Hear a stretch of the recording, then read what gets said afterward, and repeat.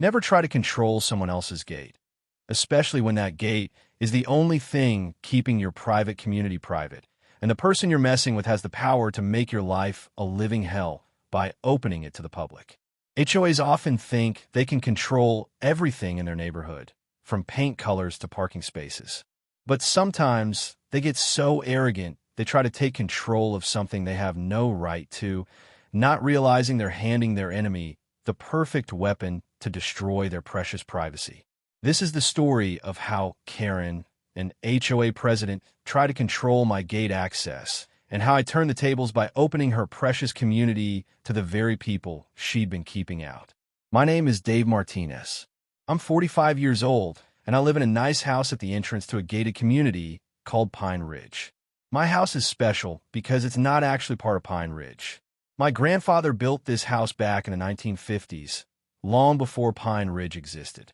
When the developer bought the land to create Pine Ridge 30 years ago, he needed access to the property, which was landlocked except for a small road that ran through my grandfather's land. The developer made a deal with my grandfather.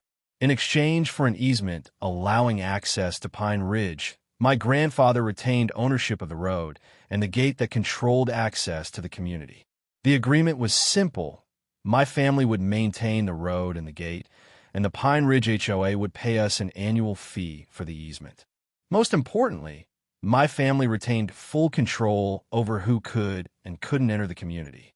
When I inherited the house from my father 5 years ago, I also inherited the responsibility for the gate. It's a pretty simple setup. I have a control panel in my house that allows me to open and close the gate, and I can grant or deny access to anyone trying to enter Pine Ridge. For the most part, it's been a good arrangement.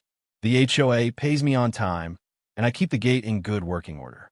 Then Karen Peterson became president of the Pine Ridge HOA. Karen is in her late 50s, married to a retired doctor, and apparently thinks she's the queen of the neighborhood. Within months of becoming president, she started making changes to Pine Ridge, most of them unnecessary and expensive. She also started complaining about the gate arrangement. The first time I heard from Karen was when she called me to discuss the gate agreement. "Mr. Martinez," she said, her voice dripping with condescension, "I've reviewed the agreement between the HOA and your family, and I have to say, it's quite outdated." "How so?" I asked.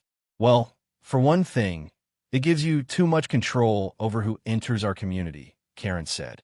"As HOA president, I should have the final say on who gets in and out." I laughed. "Karen, that's not how the agreement works. My family has controlled access to Pine Ridge for 60 years. It's part of the deal." Karen sighed dramatically. "I understand that, but times have changed. The HOA needs more control over its own security. I'm proposing that we install a new gate system that the HOA can control." "That's not going to happen," I said firmly. "The agreement is clear. My family controls the gate. If you don't like it, you can find another way to access your community." Karen's voice tightened. "That's not very neighborly, Mr. Martinez. We're all part of the same community here." "No, we're not," I said. "I live in my house, which is not part of Pine Ridge. You live in Pine Ridge. We have an agreement, and that agreement gives me control over the gate. If you don't like it, you're free to terminate the agreement and find another way to access your property." Karen was silent for a moment. When she spoke again, her voice was cold. "We'll see about that, Mr. Martinez." I thought that was the end of it. I should have known better. A week later, I received a letter from the HOA's lawyer. It stated that the HOA was terminating the gate agreement effective immediately, and that I was to remove the gate within 30 days, or they would remove it themselves and bill me for the cost. I called my lawyer, Mike. Mike has been handling my family's legal affairs for 30 years. When I explained what was happening, he was furious. "This is ridiculous, Dave," he said. "The agreement is clear and binding. They can't just terminate it because they don't like it." "That's what I thought," I said. "What do we do?" Mike sighed. "We send them a cease and desist letter. If they don't back down, we'll take them to court." Mike sent the letter, but Karen ignored it. 2 weeks later, I received another letter, this one stating that the HOA had hired a contractor to remove the gate and that I would be billed for the cost. I called Mike again. "They're not backing down," I said. "Then we go to court," Mike said. I'll file for an injunction to prevent them from removing the gate until the matter is settled. Mike filed the paperwork, and a judge issued a temporary order preventing the HOA from removing or altering the gate until the case was resolved. Karen was furious when she received the court order. She called me, screaming about how I was harassing the HOA and abusing my position. "Karen," I said calmly, "you're the one who tried to terminate a legal agreement without cause. You're the one who threatened to remove my property without permission. If anyone is harassing anyone, it's you harassing me." Karen hung up on me. I knew this was far from over. The court case dragged on for months. Karen and the HOA used every delay tactic they could think of, hoping I would run out of money or give up. But I was determined. This wasn't just about the gate. It was about principle. Karen couldn't just break a legal agreement because she didn't like it. Finally, after 6 months of legal battles, the judge ruled in my favor. The agreement was binding, and the HOA could not terminate it without cause. The judge also ordered the HOA to pay all my legal fees. I thought that was the end of it. I should have known Karen wouldn't give up that easily. A week after the judge's ruling, I came home from work to find a crew of workers at the gate. They were installing a new control panel next to my own. "What's going on here?" I asked the foreman. The foreman looked at his paperwork. "We're installing a new access control system for the Pine Ridge HOA. "Did you get permission from me?" I asked. The foreman looked confused. "Permission? We were hired by the HOA. They said they had the right to install this system." "They don't," I said firmly. "This is my property, and I haven't given permission for any work to be done here. You need to pack up and leave." The foreman called Karen, who showed up a few minutes later in her white BMW. "Mr. Martinez," she said, her voice sickly sweet. "Is there a problem?" "Yes, there's a problem," I said, pointing at the workers. "You're having work done on my property without my permission." Karen waved her hand dismissively.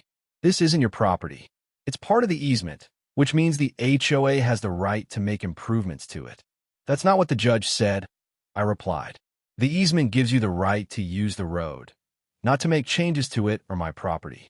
You need to tell your workers to leave." Karen's smile tightened. "I'm not going to do that. The HOA has every right to install this system, and we're going to do it with or without your permission." I pulled out my phone. "Then I'll be calling the sheriff to report trespassing and vandalism." Karen laughed. "Go ahead. The sheriff will tell you the same thing I'm telling you. This is HOA property now." I called the sheriff's office and explained the situation. A deputy was dispatched, but by the time he arrived, Karen and the workers had left. The deputy took my statement and said he'd talk to Karen. The next day, the workers were back. This time, they had a copy of a court order with them, supposedly giving the HOA permission to install the new system. I knew it was fake, but the workers didn't. They started installing the system, and there was nothing I could do to stop them. I called Mike again. "They're installing a new control system, and they have a fake court order," I said. Mike was furious. "That's not just a fake court order. That's forgery and fraud. This is serious, Dave. What can we do?" I asked. "I'll file an emergency motion with the judge," Mike said. "In the meantime, document everything. Take photos, get statements from the workers, anything you can get." I did as Mike said. I took photos of the workers, the equipment they were using, and the fake court order. I even recorded a video of the foreman admitting that Karen had given him the court order. Mike filed the emergency motion, and the judge scheduled a hearing for the next day. At the hearing, Mike presented all the evidence I had collected. The judge was furious. "This is outrageous," the judge said, looking at Karen and the HOA's lawyer. "You knowingly presented a fake court order to these workers. That's forgery and fraud. I'm holding you in contempt of court." The judge ordered the HOA to remove the new control system immediately, pay an additional $50,000 in fines, and cover all my legal fees for this latest round of court battles. He also referred Karen to the district attorney for possible criminal charges related to the fake court order. Karen was humiliated, but she still wasn't done. She had one last trick up her sleeve. A week after the hearing, I came home to find that the workers had removed the new control system, but they had also damaged my original control panel in the process. The gate was stuck open, and anyone could enter or leave Pine Ridge without any restriction. I call Mike again. They've damaged my control panel, and now the gate is stuck open, I said. Mike sighed. I'll file another motion. In the meantime, do what you can to secure the area. I tried to fix the control panel, but it was too badly damaged. I called a repair company, but they couldn't come out for 2 days. For 2 days, the gate to Pine Ridge was wide open. That's when I had an idea. If Karen wanted to control the gate so badly, I'd give her control over a community that was no longer private. I put up signs at the entrance to Pine Ridge. Open house. Pine Ridge community welcomes visitors. Come see our beautiful homes and amenities. I also posted on local community forums and social media, inviting people to come check out Pine Ridge. I even contacted a local real estate agent and told her that Pine Ridge was having an open house event, and she was welcome to bring clients. The response was immediate. People started flooding into Pine Ridge. They drove around, looking at the expensive houses, the manicured lawns, the community pool and clubhouse. Some even knocked on doors, asking if the houses were for sale. The Pine Ridge residents were in a panic. They called Karen, demanding that she do something about the invasion of their community. Karen called me, screaming. "What have you done?" she yelled. "There are strangers everywhere. People are knocking on doors, driving around, taking pictures. This is your fault, is it?" I asked calmly. "You're the one who damaged my control panel and left the gate open. I'm just welcoming visitors to the community like any good neighbor would." "This is harassment," Karen shrieked. "I'm calling the sheriff." "Go ahead," I said. "I'm sure they'll be very interested to hear how you damaged my property and left the gate open." Karen hung up on me. The sheriff did show up, but not to arrest me. He came to investigate the reports of suspicious people in Pine Ridge. When I explained what had happened and showed him the damage to my control panel, he just shook his head. "Karen really stepped in at this time, didn't she?" he said. "She sure did," I replied. The sheriff left, and the open house continued. For 2 days, Pine Ridge was swamped with visitors. The residents were furious, especially when they found out that Karen was the one who had caused the problem by damaging my control panel. At the emergency HOA meeting called to deal with the crisis, Karen was removed as president.